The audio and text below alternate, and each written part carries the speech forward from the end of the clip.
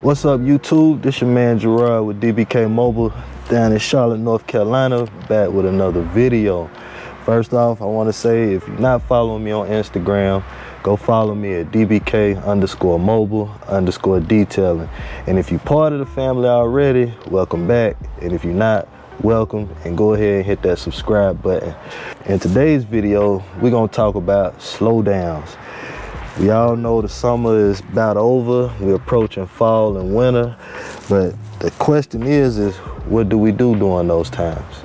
So if it's something you want to hear about and you want to learn something, or even leave some ideas of your own, stick around to the end of this video and we're gonna go ahead and jump straight into it. Man, I've been detailing going on about a little over 4 years. 3 of these years I've been doing it full time for myself. I'm gonna say I've had slow points in the year, and that was, the slowest was probably about June and part of August, because we had like 3-4 weeks of rain down here. But other than that, I mean, it has its slow points and then it has its busy points.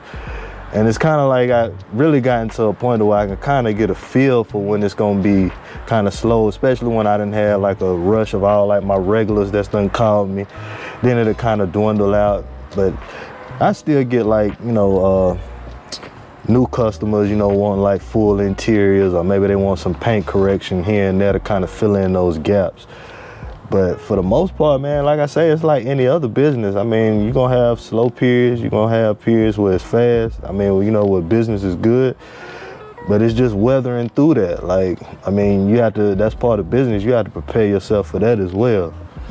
Somebody that's just starting out, maybe like, you know, maybe they got less than, you know, a year, 2 years under their belt, I could see it being a little bit slower for them than for, you know, somebody who's been established. Like, I ain't been doing this no 20-30 years, but somebody that's been doing it, you know, for 5-10 years, you know, they kind of more established in it. They got, you know, reoccurring regulars and, you know, people who probably call them monthly. And like, even me, I got some people who call like, you know, certain times of the year. Like, I don't see them all year except for those certain times. Like, I know they're gonna call around those times, and usually those are the ones that want like, they want full interiors, they, you know, want to get their car repolished, and, you know, those, I guess you could say, bigger paying jobs that kind of helps. But especially depending on where you at and what it's like in your market, you know, a lot of it could be due to like inflation and, you know, people just trying to, you know, save money where they can save money at. And, you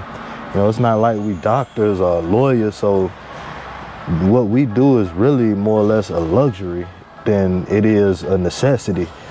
It's just that, you know, we blessed to have people who are blessed to be able to afford the luxury of our services.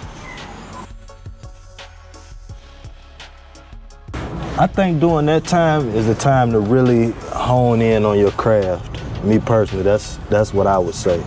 And what I mean by that is, you know, maybe take some new classes, or, you know, maybe learn some new techniques. But I ain't gonna really say marketing, because in my opinion, I think that's year round. Marketing don't stop. Like, I mean, you market 12 months out the year, 365 if you can. Every day should be a day that you're doing something to promote your business. And during the winter time, it may be a little bit more harder, but that's when you probably really got to put in that grunt work. Like, you're gonna have to get out there, you know, put your feet to the pavement. You might need to go to Home Depot, Walmart, pass out some business cards, you know, hang some flyers on some doors, and you know, just kind of pace yourself. Like, now, I'm not knocking a part-time job, because if your situation get to that point to, you know, that's what you got to do, by all means. I mean, bills got to be paid. So if it takes for you getting a part-time job, then hey, I am with you. Project Pat said that best: a real player work a job before he fall off. So, you know, if you got to get you a little part-time job to weather through the winter until, you know what I'm saying, things pick up, because Duke Power and the water bill and, you know, the mortgage companies, they ain't trying to hear none of that you done slowed down. You got to have them ducats. Come rain, hail, sleet, or high snow. one thing you could do to cut back is first better manage your income.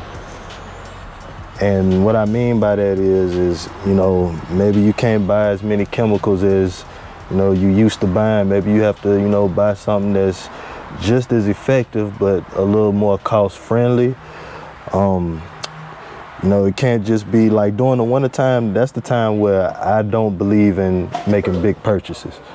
So, you know, once October, November hit, I'm whatever I got, this what I'm gonna have to weather me out until, you know. Now, if I have to, I will, but for the most part, it's gonna make it through, you know what I'm saying, through the winter. Servicing your equipment, making sure, you know, your equipment is up and running and up to par, so it's not breaking down. Just managing, you know what I'm saying, just hanging in there, man. And another thing is knowing from even throughout the summer, from summer, winter, spring, and fall, you got to have a bare minimum. I know a lot of people always want to shoot for the high. You know, I want to make $1,000 a day. I want to make, you know, $5,000 in one day. But let's keep it realistic. Be realistic with yourself. What does it take outside of pleasure, outside of entertainment? What does it take for your business to function and for you to pay your bills? Me personally, if I make $200 a day on a 5-day work week, that's $1,000 a week. 6 days, that's 12. 7 days, that's 14. How many jobs actually paying you $1,000 a week? $1,000, that's anywhere from $4,000 to $5,000 for that month, depending on, you know, how many weeks in that month. Base yourself off of that. Somebody, it might be 150, somebody might be 100, somebody might be 300, but that's what you need to shoot for. That needs to be your minimum, what you will make for that day, and work towards that.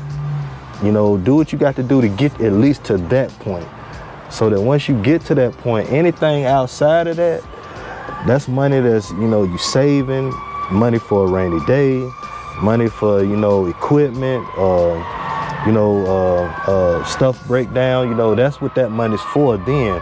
So you have to, you know, manage that. You can't just go running through it, because us as detailers, sorry y'all, I don't know what's going on up the street, but us as detailers, man, we get money consistently. People think that, you know, and by all means, this is not a get-rich-quick scheme, you know, but we get money consistently. So with that money coming in, it's not no get a check, blow it and get it right back. Like, you got to know how to manage that. And that would be the start of anything, man, like learning that, because I'm not gonna lie, like my first year or two doing this, I struggled with that. Like I was buying unnecessary stuff, you know, got money going out here, taking the family there, doing this, doing that. And when winter rolled around, that's when it hit me like, hold up, it's slowing down now. Like, I'm not getting that money that I was getting.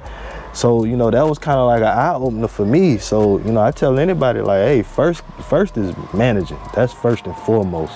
The rest will fall in line. It'll fall in place. Just to throw this out there, if anybody in the Charlotte area is watching, I will be offering ceramic coating specials starting October the 1st. So you can check my link out on YouTube, or you can check it out on Instagram to reach out to me, but I will be doing specials. And actually, the guy who reached out to me, one of my customers, I know for a fact when I go do his vehicle, he pays it's $150 for the service, and he always give me a extra $50 tip. It's $200. So he texted me this morning. I told him, I'm like, hey, look, you know, I ain't gonna be able to make it today, you know, yada yada. And he texted back and he was like, you know, on this particular day, he had a second vehicle that he needed done.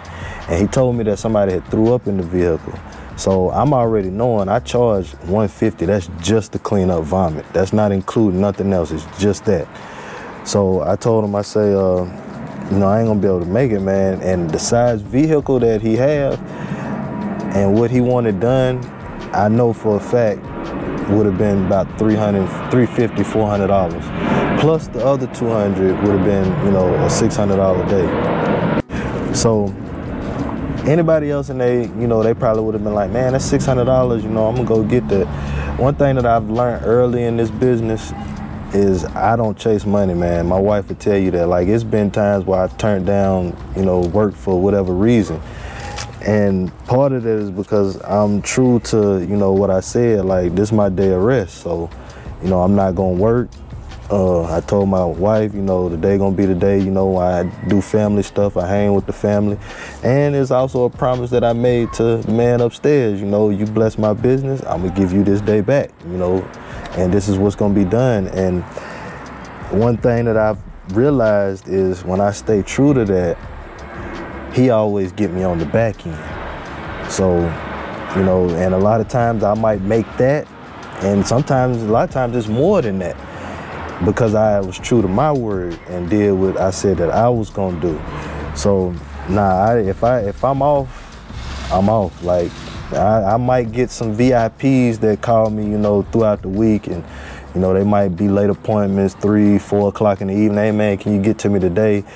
Depending on the situation, a lot of times I will, especially if they're regulars. But if I'm off and I say I'm not working today, I mean, we all need them days off. Like, we all got to take time out to reflect, to rewind, unwind and rewind. And I mean, doing this kind of work, you know, we can go 6, 7, 8 days if they had an extra day in the week. You know, we would keep going, people would keep calling us.